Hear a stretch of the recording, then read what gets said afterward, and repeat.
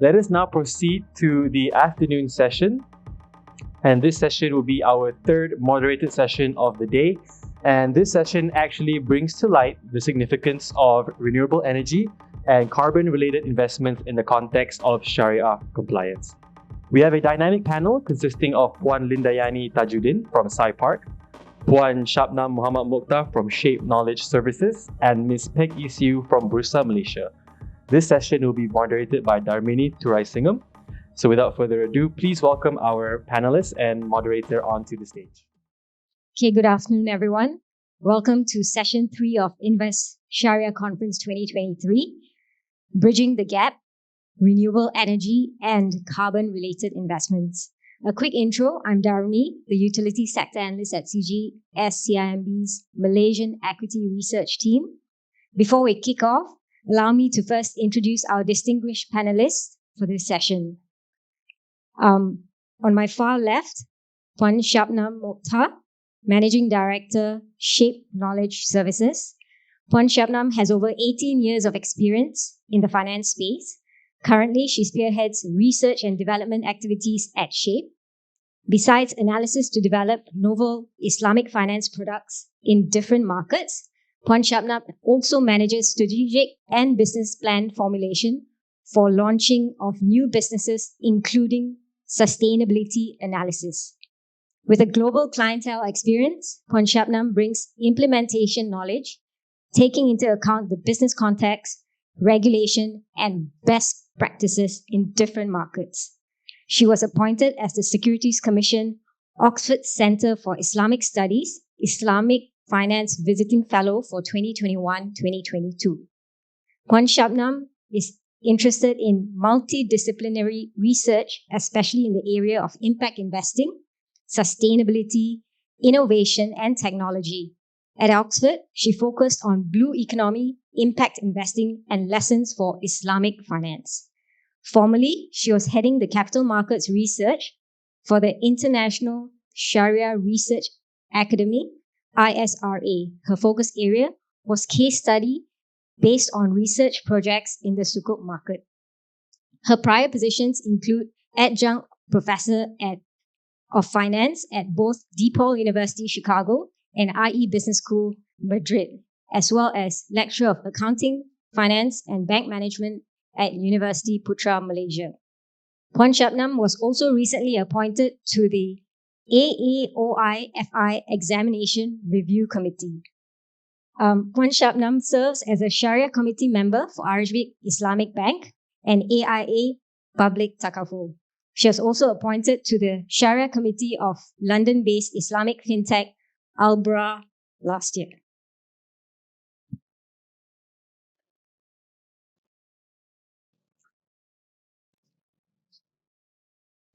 Next, we have Puan Lindayani Tajuddin, Deputy CEO, SciPark Resources Berhad, a certified accountant by training. Puan Linda has been in the power sector for more than 20 years. She started her career in TNB and later on spent 13 years at Malakoff. Puan Linda has led various corporate finance exercises, capital market fundraising activities, cross-border M&A transactions, including in renewable energy. And last but not least, we have Ms. Peg Isiu, VP Marketing and Product Development at Bursa Carbon Exchange. Ms. Peg is a seasoned marketing communications expert with over 18 years of experience in shaping the narratives of premium brands across various industries, including automotive, education, healthcare, and most recently, carbon. Ms. Peg spent half of her professional career in Germany and the other half in Asia, serving emerging markets, giving her a unique perspective on communications across different cultures and regions. Upon returning to Malaysia, Ms. Peg has embarked on roles with impact. She has led the rebranding of Cancer Research Malaysia, creating accessibility to facilitate outreach in the country. She has also played a key role in scaling the marketing communications function at Asia School of Business, a national talent pipeline project that is set up jointly by the Central Bank of Malaysia, Bank Negara, and MIT Sloan. Her most recent role involves being part of the core team that is starting up the voluntary carbon market in Malaysia.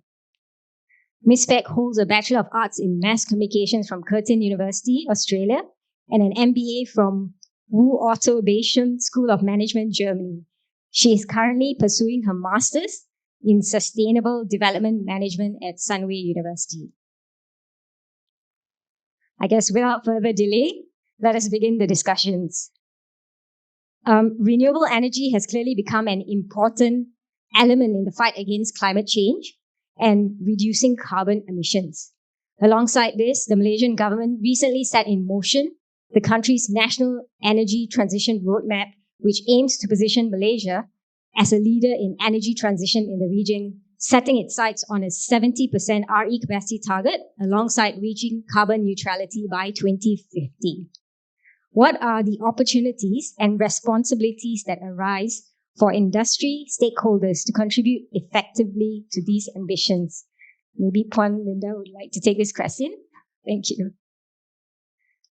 Bismillahirrahmanirrahim. Assalamualaikum and good afternoon, fellow panel members and audience. So this is very timely for us to talk about our National Energy Transition Roadmap. It was launched about 2 weeks ago. In summary, basically, NETR, I would call it, has an ambitious target of 70% renewable for our energy sector. To date, unfortunately, we stand at about only 16%. So it is ambitious. And in summary, what this energy transition means is, energy system that is currently based on fossil fuel that emits a lot of carbon to be transitioned into renewable energy, which is cleaner and based on renewable fuel as well. So, but it's all not bad news. Recently, the energy transition data in World Economic Forum states that Malaysia is actually number 1 in terms of the roadmap for Southeast Asia, number 2 for emerging market, and 35 actually for the world. So we are moving into the right direction. So how we could work towards achieving that, all sectors, be it the players, the regulators, the capital market would have to support this. And maybe certain caps would have to be removed. So if you look at the NETR, 10 initiatives have been put forward. One interesting one is the one with the real estate collaboration. Well, 3 weeks ago, I was actually in the real estate sector. So I'm 3 weeks old into SaiPark, just to let you know. But I was from the energy sector. But as you are probably aware, Malakoff has got more fossil fuel within its portfolio, but they are also moving towards cleaner energy. So coming back to NETR, this Saimdabi property is actually working towards participating in NETR by having the solar panel to be incorporated for their development. So as you could see, for us to move towards this 70%, all sectors would have to participate. And coming back to how all stakeholders could support, it's not just the capital in terms of financial, of course, definitely Sharia financial market, but also the human capital. We can't do it without the skill set and also innovation as well. Energy sector is very much about being innovative. Solar panel probably, 10 years ago cost more than the tariff then was probably 45 cents. The government now is actually issuing awards at 25 cents. So that's how much the sector had actually moved in terms of pricing. So with that, with the participation of everyone, opening up the market, including the sector itself, supply and demand, I think we can move towards this 70%. So innovation, human capital, as well as the financial capital would have to support this. Puan Linda, if I can just follow up, what are some of the challenges that you think that industry stakeholders have encountered thus far in the quest to energy transition? Okay, I'm a scholar of Tenaga National, but for Malaysia, I think we have to work towards liberalization of the energy sector as well, because Tenaga currently is actually an integrated utility, so they have a say in coming up with policies. So they manage the grid, but they are also in the generation sector. So there's no independence when you. I'm going a bit technical because I come from the power sector. So there is no independence when it comes to plant up scenarios as well. So there will always be an argument. Can the current grid system support the 70% target for energy transition? I mean, based on the information and knowledge that I have, we've got a buffer of probably about 50% within the grid system. And when we're talking about even large scale solar, we're talking about only 100 megawatt. How can 100 megawatt affect, the technicalities, the frequency, or the stability of national grid? It wouldn't. So to accelerate this, hence why I was saying, Energy Commission would have to look at removing certain caps. I may have a different view about aggregated capacity, because if you open up the economy, everybody can actually sell to each other on a bilateral basis. Tan Sri Wahid mentioned about CGPP. So Energy Commission actually intervene when it comes to CGPP. If SIPAC wants to sign with Bursa, we would have to go through Energy Commission still. Where else it could be a willing buyer, willing seller, and everybody has got their net zero targets. So by accelerating opening up of the sector, I think that would accelerate the 70% target as well. Thank you very much, Linda. I guess with that in mind and delving into today's Invest Sharia theme, how do renewable energy investments align with Islamic values of environmental stewardship, and what potential do they hold for attracting Islamic investors? Puan Shabnam, the floor is yours. Bismillahirrahmanirrahim. Assalamualaikum and a very good afternoon. If I could have my slides, please. So I'm a very visual person. So I think if you look at the illustration, it's actually going to be very helpful for us to understand. So what I've done is actually I've taken a step back. Instead of directly going into the technicalities of financial instrument, I want to take a step back and understand what does Islam say about the environment. Turn this on first. Right, so I'm quoting a few verses. This is my, I'm not the expert in this area from Sharia perspective, but this is my observation after looking into a few aspects of it. So if I look into a few verses from the Quran, right, I feel there's a few themes that actually is recurring, and you'll see same thing recurring again in the Sunnah. So first thing is actually, the nature itself is actually creation of God. If you look at the first part here, Sabbaha, the Muslim, we always say Subhanallah, right? We are making remembrance of God. So actually, everything in the heavens and the earth is actually making that remembrance of God. So that's the first thing. They are a creation that also praises God in their own way.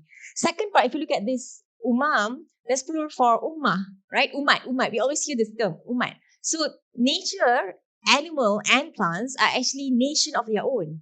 We may not understand the language, but they actually have this connection to God. If you look at this, they perform sujud. We always, Muslim, in our prayers, we perform our sujud. They actually have their own, but we may not understand. Human beings, we may not understand what they are doing. Particularly, I like this verse because if you look at this, it's actually talking about Ash-Shams, the sun, Al-Qamar, the moon, An-Nujum, the star, Al-Jibal. These are all majestic, right? If you look at this creation, we feel, in awe of them. But in the same verse, Allah is also talking about, don't forget, Ash-Shajar, the tree, right? The different animals. So all this, because, as a Muslim, we grow up, we read all these verses, we what comes to mind is actually creation. But I want to relate it later on to the function of human being as actually caretaker for the environment. The second theme that actually comes along is actually islah. This word that you see in this particular word is actually self-healing. The world actually has that, nature has that ability to self-heal. But if we continuously use it, does not give it the breathing room to self-heal, it's not going to happen. It's just going to go degrade. Right? If you think about what happened during COVID, we actually gave nature that pause. Its ability to self-heal actually was proven, right? But it's then relating about how are we using the resources. If we continuously use it without thinking about giving a pause, it's not going to be able to recover. And then, we always hear this term munafik. But usually what comes to mind is actually, what are the signs of a person who's actually a hypocrite? What he says, he lies. When he makes a promise, he doesn't keep it. When you give him, something valuable, you cannot trust him. But if you look at this particular verse, it's actually talking about another dimension of hypocrisy. This part here is actually explaining, as this person goes away, he causes corruption in the land. So you always see this, facade, corruption in the land. But it's actually this verse that's actually explaining further, what did he do? He actually destroyed the crops and animals. So there are discussions. It's just maybe, me personally. So I'm actually taking this as my own personal observation.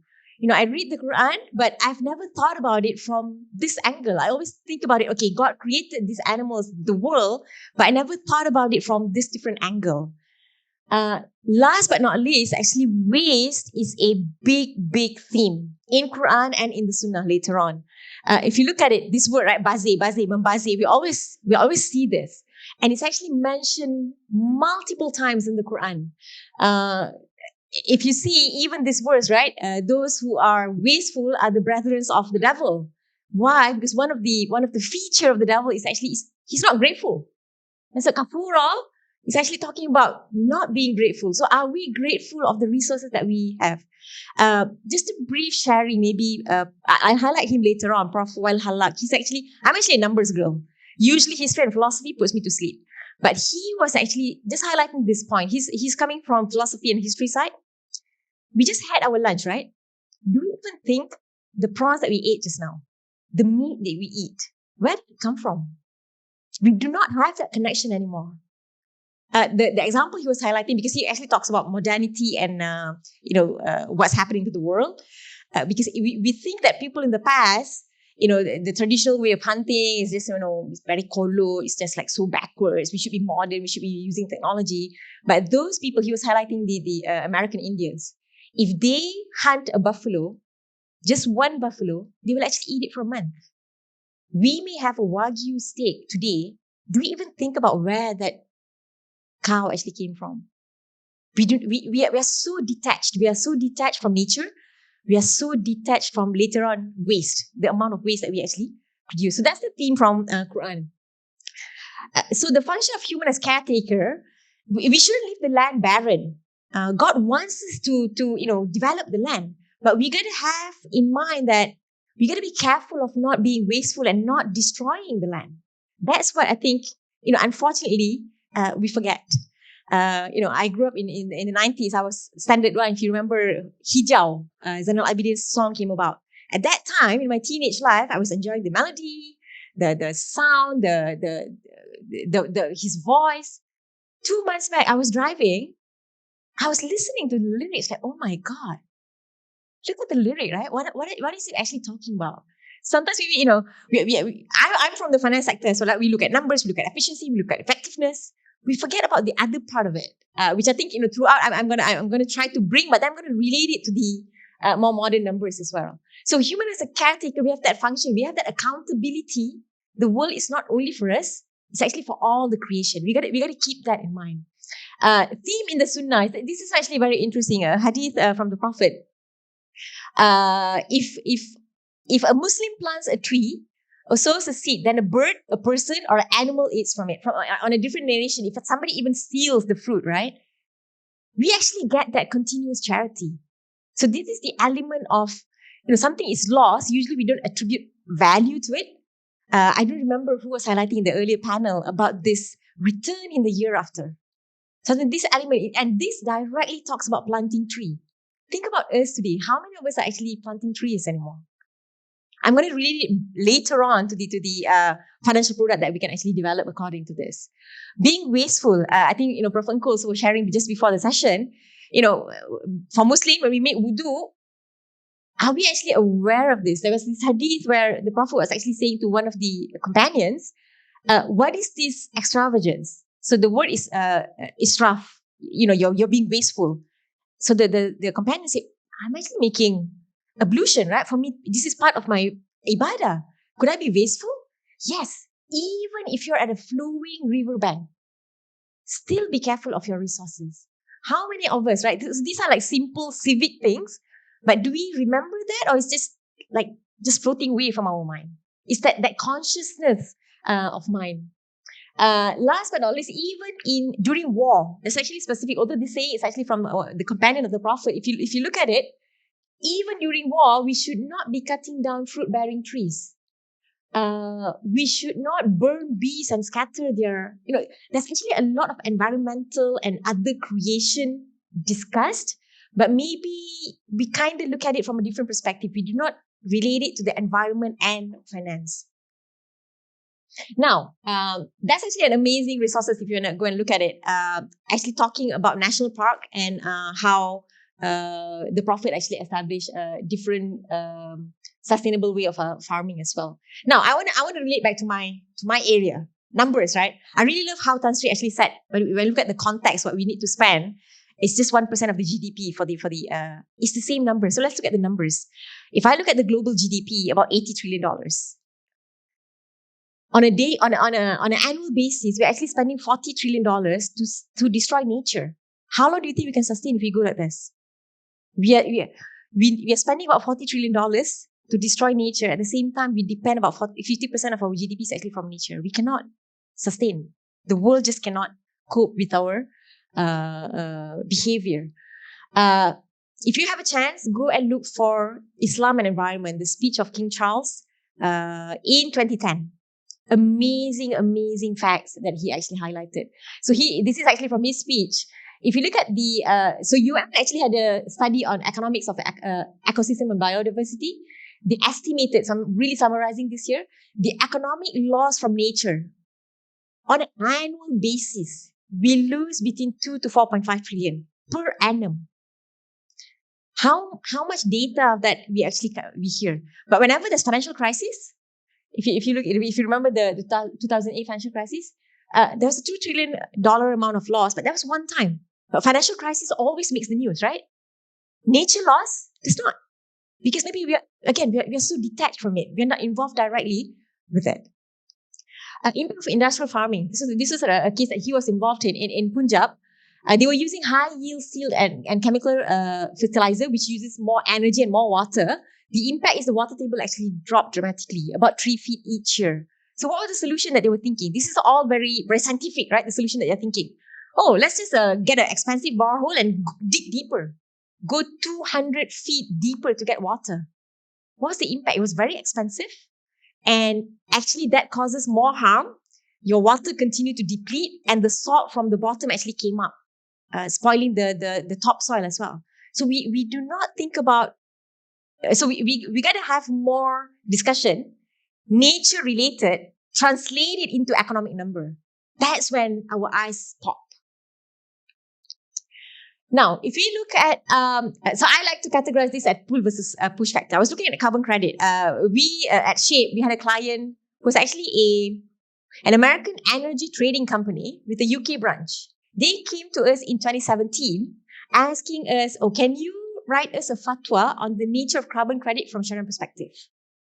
So I'll come to that story later on. But before that, that's 2017, right? I think Dr. Azra was highlighting earlier 2013. As early as 2011, there's already this thought about, can I sell carbon credit to the Middle East? Because if you think about Middle East, there's a lot of oil and gas companies. And they are, the Muslim, the Islamic religion is actually strong. Then maybe we can sell. But it didn't really take off, 2011. Let's look at another number. So for me, that's actually a pull or demand driven, or you think there's an idea, but it doesn't take off. Why doesn't it take off? 27, this is actually a number from JP Morgan private banking arm in collaboration with Rockefeller Foundation. They did a study in 2017 about the wealth transition. About $60 trillion of wealth is actually going to transition to two groups of people. First, millennial, second, woman. And their thinking is very, very different from the first generation. The first generation, we do business, we get the best profit we could, and then we do philanthropy separately. But these two groups, they're saying, why do I have to separate this again? Can I do business and do good at the same time? So this is actually driving the factor. If you look at the different sustainability product and impact investing product in particular, at the international level, all the development is actually taking place at the private banking arm, because this is where the high net worth individuals are. This is where the money is, and they are demanding. When money demands, supply you have to meet. Now let's look at carbon credit. What happened last year? So just the last quarter last year, right? October, PIF Saudi auctioned about 1.4 million tons of carbon credit. November, Epicor and H3. So Epicor is a multilateral institution based in Bahrain and Saudi. They actually funded H3 for their investment of $75 million. It was the first deal into financing carbon credit for H3. December, Bursa launched the VCM. What's the driving factor behind this? Why suddenly 2022 things pick up? What happened? COP26, when was it? 2021, right? If you look at COP26, these were the pledges. If you look at the list of countries that made that net zero pledge, included Malaysia, included Bahrain, included UAE, included Saudi. So for me, this push factor. So there could be two factors. One is investor with enough money is demanding it. That's going to bring in the supply. But if you look at policy changes, now that's going to be a big push factor why carbon credit is actually picking up. I think I'll end there. Yeah, thank you very much, Puan Shabnam. That was very insightful and thought-provoking, not to mention the need for awareness in our everyday life. I guess just moving along then, in the context of Sharia-compliant investments in carbon-related ventures and participation in carbon markets, perhaps would you be able to provide insights into the challenges posed in maintaining Sharia compliance, discuss approaches to ensure transparency and ethical standards in these markets, and explore the extension of ethical screening to encompass environmental criteria for carbon-related investments? Maybe, Ms. Peck, an ideal question for you to take and perhaps also give us a brief overview of, Bursa's voluntary carbon market. Thank you. Thanks for having me here this afternoon at the panel. And thank you so much for setting the stage so beautifully on why we need to do this point now. I think, in a financial perspective, we a lot of times don't make the connection why such carbon pricing issues are important. And the voluntary carbon market is a carbon pricing tool that enables us to take action for our environmental impact that we make, our carbon emission in this stage. So if we look at this, I think to understand how this works and how the BCX is a Sharia compliant platform, we need to understand certain salient features of the BCX and how we operate, and also the features that make it Sharia compliant, and how do we mitigate some of the challenges that we have. So if we look at it on the exchange part, our trading modes we've had the auction in March this year. I think a lot of y'all have heard about the auction, and it was very well participated by the financial sector. 1/3 of our participants are actually from the financial sector. We are right in the midst of preparing for our continuous spot trading and off-market transaction through our platform. So that's going on right now, and we hope to launch actually by Q4 in 2023. And the pre-trade condition would be through an omnibus account where we hold our cash and carbon credit in trust, which enables us then to have instantaneous settlement, right? So once we've covered the exchange, we start looking into the products. We have two types of projects that we have on our platform. These are nature-based and technology-based. And the current standard that we subscribe to is Vera. And the vintages that we take onto our platform is 2016 onwards. So we are aligning this with CORSIA in terms of how old the credits are. And project origin, currently we have a global and Malaysia. With the auction, we auctioned off mostly global projects. But we are excited to look forward to our first Malaysian project, hopefully end of this year or early next year. That's in the pipeline. I think we've had a lot of questions why we didn't auction Malaysian projects, but this actually takes time. And we talk about that through the transparency. Later, I will cover that because it requires a very rigorous process until we can ensure 1 ton of carbon in the project is really 1 ton that you are getting. Right. So I think, and then we have our markets, which is we are open to domestic and international markets. And we have suppliers, traders, and later on, we will also have brokers on the platform. So what is Sharia compliant? It will be the exchange and the products. And if we look at this, the platform, I think the biggest challenge or question would be that has been addressed through the BCX is that it's a non-interest bearing account and it does not charge for late payment, right? So the riba challenge is eliminated through the platform. And in terms of the product, it is asset backed. So what do we classify as asset in Sharia would be the asset has to satisfy the 4 following criteria, which is it must have an attached value, which carbon credits have, and it must prove to be beneficial according to prevalent customs. So in this case, it would be able to carbon projects are beneficial in terms of emissions, right? Reducing carbon emissions. And the assets must be able to be owned and controlled by a party, which you get certificates issued when you purchase carbon credits. And the asset must be allowed to be utilized, which you are able to retire against your carbon footprint. So I think this is how we are able to ensure that BCX is actually Sharia compliant. Now, transparency. I think this is where it's important that we subscribe to a rigorous platform, a standard such as Vera. A lot of the questions that were asked in the Sharia committee before we were able to get our pronouncement was on the issue of transparency. Vera has a very rigorous process in the sense that it's established. It owns 70% of the market share, and it's global. And it has more than 1,000 over methodologies described in extreme detail.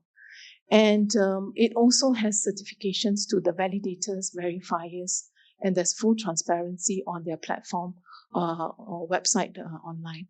So in case, if you would like to refer to who has signed the verification or validation document, it is all uploaded. In terms of when the project, the environmental impact study has been done, what are the baselines, the figures, the data, it is all there in extreme detail. And without that, Vera will not allow these projects to be traded or certified in that sense to be traded. So I think this is one thing that really the committee looked through to ensure that 1 ton of credit you get is what you purchase is really 1 ton of credit. Yeah.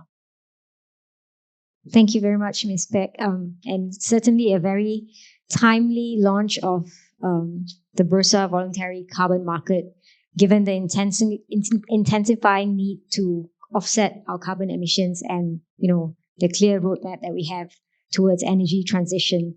Puan Shabnam, I think earlier you kind of touched a little on carbon markets. Is there anything you'd like to add from that perspective? I always look at the Malaysian market. We are very organized, right? We want to offer a solution. We always ensure it's actually A to Z. So we are blessed that the regulators, the government has that vision and puts forward. Maybe I'll share an example of our client that we highlighted earlier. Why did they come to us? So if you do not have the benefit of your framework and your policy to push, you actually need an internal champion that understands the value. So I'm not at liberty to give all the details, but I'll give the high level story. So there's actually a person in the American energy trading company who was from Islamic finance background. He knows the Gulf inside out.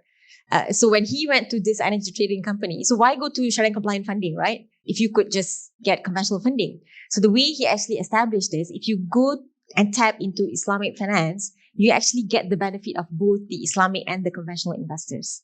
So if you're not in a market where we have the benefit of the policy and the regulation, you need to build your business case. You need that internal champion to build the business case, because only just on the argument of Sharia compliance alone would not have a successful business case to actually be developed. So I think, carbon is actually very, very interesting. How at the beginning, scholars were like, is it really something valuable? Is it something really of beneficial? That was the early days, but I think now it's actually established the benefit that actually comes with the carbon market. Thank you very much. Next, I think it's a question that I'm sure a lot of our participants will be very interested in. Renewable energy projects often require substantial initial investments. How can Sharia compliant financing structures, such as Islamic bonds, sukuk, play a role in attracting capital for large-scale renewable energy initiatives? Puan Linda, this is probably right up your alley. I'll try. So basically, I think under the NATR itself, like what mentioned by Tan Sri Wahid earlier, we've allocated, or the government has allocated about 500 billion to up to 1.6 trillion for renewable energy. Why renewable energy? Because first, the energy sector actually emits about 60% of carbon. 85 is actually together with transport, but energy alone is actually 60. So for a nation, the fastest way to look at your net zero roadmap is actually to look at your energy sector. And energy sector is also an accelerator for growth. For a data center to look at relocation into Malaysian market, they would want it to be powered by renewable energy. Why? Because it requires double the power of any other sectors. So for us to attract the like of Amazons and Google, we would need to power all this industrial with renewable energy. Hence why I think the capital allocated by the government itself is actually quite a huge sum. This is to achieve that mission of having 70% renewable energy as well. So for the investors here, I guess, at the end of the day, there must be a certain allocation of funds within the group, the GLICs here, for renewable energy, for the green initiatives, which has a set of, tick the box kind of investment structure. So that would accelerate process as well. So when people like us, the developer of renewable energy, we go to the market, there's a set standard that we know we have to have before we touch or tap the capital market, be it equity or debt capital market. So that would assist in terms of capital allocation from the investor side to the players of the sectors. Thank you very much, Puan Linda. Just a quick follow-up. Is it a challenge securing financing in this current environment for renewable energy versus, say, your traditional or more traditional type businesses like, say, property? I guess from the sector's perspective, as I mentioned earlier, right? Solar tariff then used to be, around 45, 48. It has now gone to about, somebody actually accepted less than 20 cents. I don't think that is feasible. So the government and the capital market would have a role to play to actually, provide your feedback to the regulators, to the policy makers, that it has to make sense for people to actually invest in renewable energy as well. If it's not feasible and it's not financiable, I mean, we can't achieve that 70% target. I mentioned about the removal of certain caps that would just allow demand and supply to move towards, what's the right price. But that has got to be feasible as well.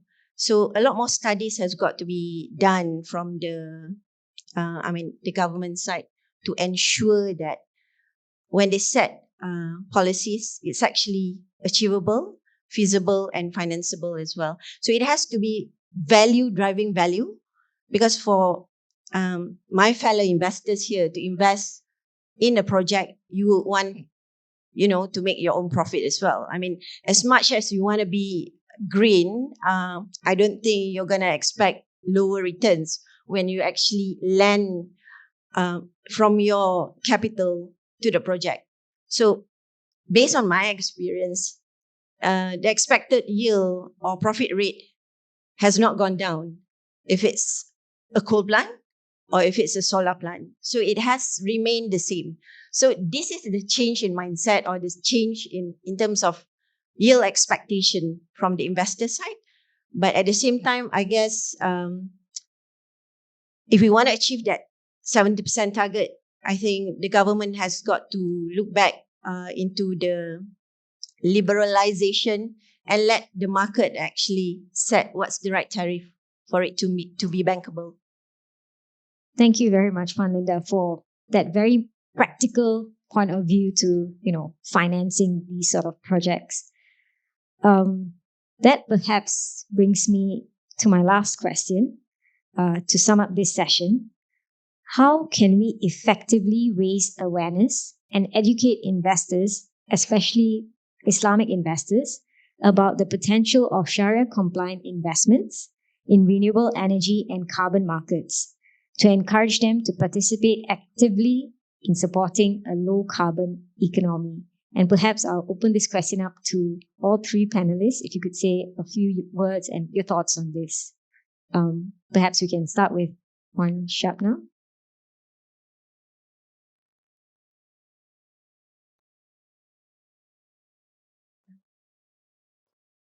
All right. Okay. So I'm going to wrap up. It's very interesting. When I walked in, Tan Sri highlighted something. We need to think about the spirit, not only form. So I have a few figures here. First, King Charles. Then Prof. Said Nasser. He's in the US. He's Iranian by background. In the 60s, he actually talked about environmental crisis. He talks about Islam and environment. He talks about philosophy. Prof. Wael Halak, he's in Columbia, New York. And a friend of my husband, we had lunch with him in New York. Same theme again and again and again, including Tan Sri today. Spirituality. We are so detached. We look at just the finance, we look at the mechanics, we look at technology. We just forget about the other bit. So if you wanna raise awareness, right? Have you watched a story or hear a speech that touches your heart? This is the element that I think we are missing. It's actually, for me, it's two sides of the same coin. We cannot just choose one. We need to talk about it from both perspectives. So I'm going to translate that into how we can actually develop product. So if you think about it from the pull side, or how we're going to encourage demand, so this is where the spirituality or the recovery of the soul is coming in. So if you one of the statement that King Charles made is, we are like a shell without a soul. There's emptiness inside us. We try to fix that with maybe consuming never-endingly, but these are not helping fill that void that we have. So what can we do? I think this is, if you think about attracting Muslim investors, here I'm actually talking from the maybe more retail side, right? Because institutional investors, they're going to have a different set of agenda that's actually going to be more attractive to them. If you think about the hadith that I highlighted about planting tree, right? If you look at waqf product nowadays, a lot of it in the past has focused on maybe water well, masjid, all these things. But could we potentially have waqf for carbon credit? Why not? It's actually possible. We need to highlight things but again, connect them with nature. We need to have this how many of our Friday khutbah actually talks about environment? First, we need to this is more a bit on the human capital development. We need to empower different Islamic scholars to actually talk about this issue. Maybe we need to even encourage the youngsters. They are influenced by influencer. We need to find the right influencer to convey that message, to have that awareness. So that's from the nature part. Waste is a big problem. I was looking into circular economy a few years back. If you look at the waste data in Malaysia, right, the solid waste, guess what's the biggest portion of our solid waste? Food. 45% of our solid waste is actually food. For me, that's just heartbreaking. I really love what Prof. Engku said about the missing link, right? This is the missing link. We have people who do not have food, and then we're actually wasting food on the other hand, right?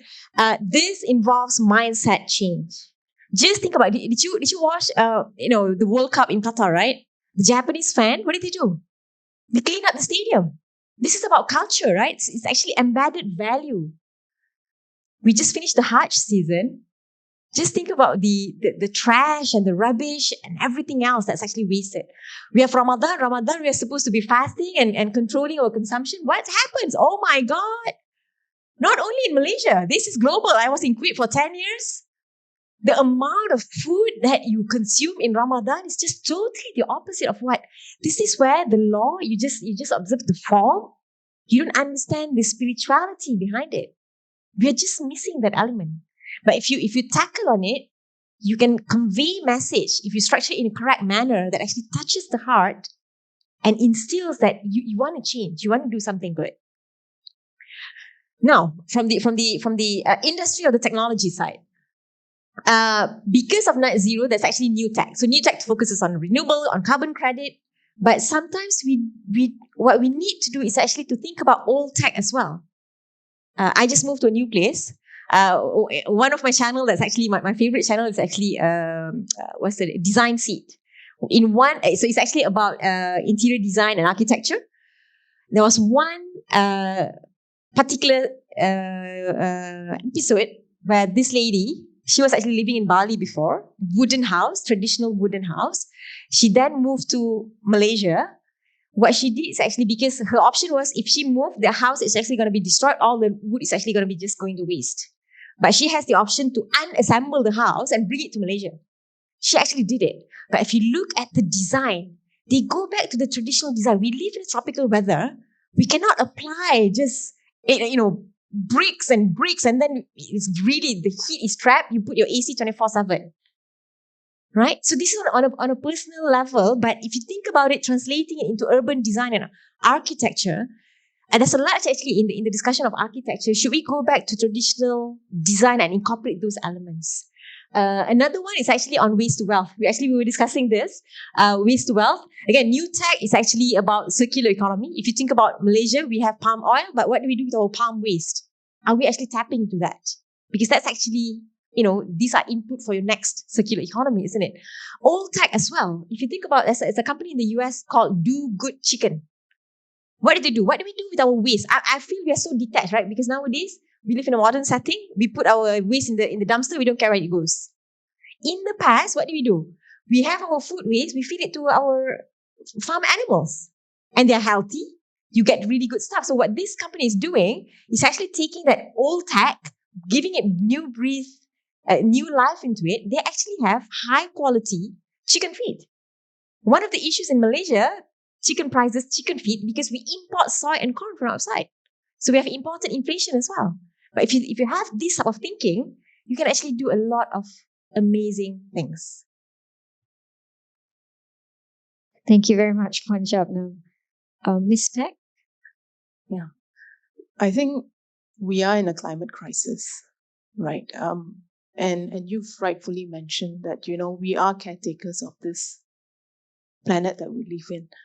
And in fact, Antonio Guterres from the UN last week mentioned that whatever policies that need to be implemented needs to be implemented now, right? To ensure that we are able to keep at 1.5 degrees.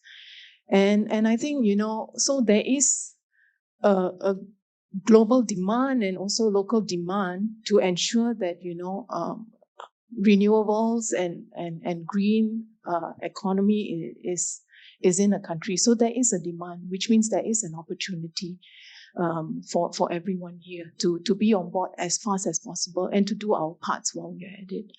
So I think in terms of education, there are resources everywhere. And I must say, being in this role at BCX, the financial sector has taken great interest.